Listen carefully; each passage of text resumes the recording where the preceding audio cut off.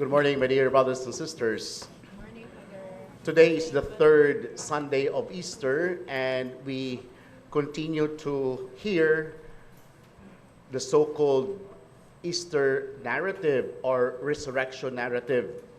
In our gospel reading today, we have heard from the Gospel of Luke about the road to Emmaus, wherein two men, one of them Cleophas, was walking. And it is said that they were walking through the road of Emmaus, which is about 11 to 12 kilometers. The road to Emmaus is also very significant. Why? Because like them, we too are traveling on our roads. But each of us has its own road to travel. What are the three kinds of roads? Number one, the so-called narrow road. What can you picture when you talk about narrow road? Narrow road is always found usually in barangays. Narrow road are, of course, maybe one car can just pass by. And most of these barangay roads, they are not cemented. So, if you were driving your car, you cannot speed up, but rather you have to travel slowly. At the same time, most of the narrow roads, since they are not cemented, many of these roads are bumpy. Dili lang bumpy, daghay buslot. I don't know, is the road towards your house a narrow road? But some of us, our lives are like traveling on narrow roads. We are traveling on narrow roads when we cannot speed up with our life. It seems that our life is so slow.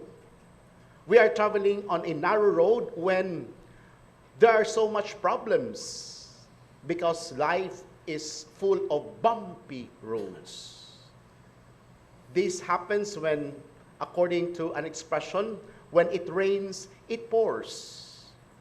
When you have to solve problems regarding your marital problem, and you have another problem with your children, and another problem with your business, another problem with your in-laws, and you can ask God, Lord, why is my road bumpy? Maybe some of us are traveling on a narrow road. Number two, not only narrow road, but also winding road. Some of us maybe tried passing by towards Trans Central Highway, and there are certain parts of the road which is winding. And when the road is winding, of course, you cannot speed up, and there are a lot of turns. And since it is winding road, you cannot see what is beyond the visibility of your eyes. Winding road. And of course, some of us are also traveling on a winding road. We do not see a light ahead of us. We just don't know what to do. We cannot foretell what would happen tomorrow. And there is so much fear, there's so much anxiety because there is so much winding U-turns.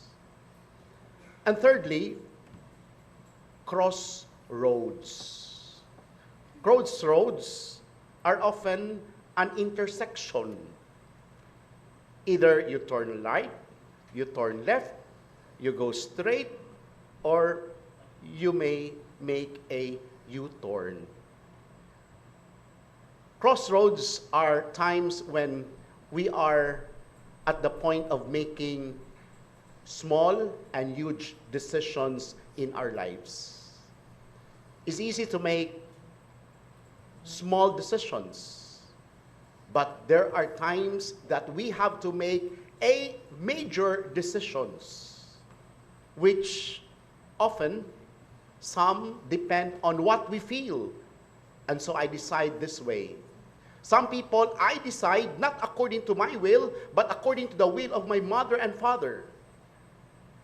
Whenever we make decisions, whom do we follow? Do we follow our instinct? Do we follow what we feel? Do we follow what other people say? Do we believe what other people say? Do we listen to our mother? Do we listen to our father? Or are we dependent on other people in making our own decisions for our own lives? Or after listening to them, we make our own decision and own that this is my decision. But do we also ask the Lord when we are at the crossroads of our lives? My dear brothers and sisters, making major decisions are difficult because we just don't know what would happen, what would be the effect, what would be the implication of our decisions today for tomorrow. But whenever we are at the crossroads of our lives, involve God in your decision making, because He is the only one who sees what is in the future. He is the only one who sees what is good for us. Because our instinct, our feeling is only limited today. But whether we are passing by the winding road, the narrow road, or the crossroad, like our story in the gospel, Jesus appeared to the two men walking. In other words, in every road we travel, we are not alone. It is up to us to recognize that God is just beside us. In our gospel reading today, the two men, when they were walking, they never immediately recognized that it was the risen Lord who walked with them. And like them, we too, many times we do not recognize that God was all the while walking beside us. We even question, Lord, where are you? When Jesus was just beside us.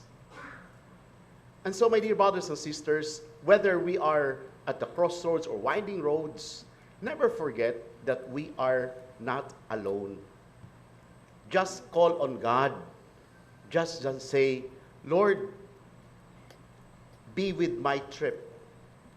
Lord, I'm running slow. Lord, the road is bumpy. Lord, I'm about to pass by the crossroad. Send forth the Holy Spirit that I can decide what is good for myself and for my family.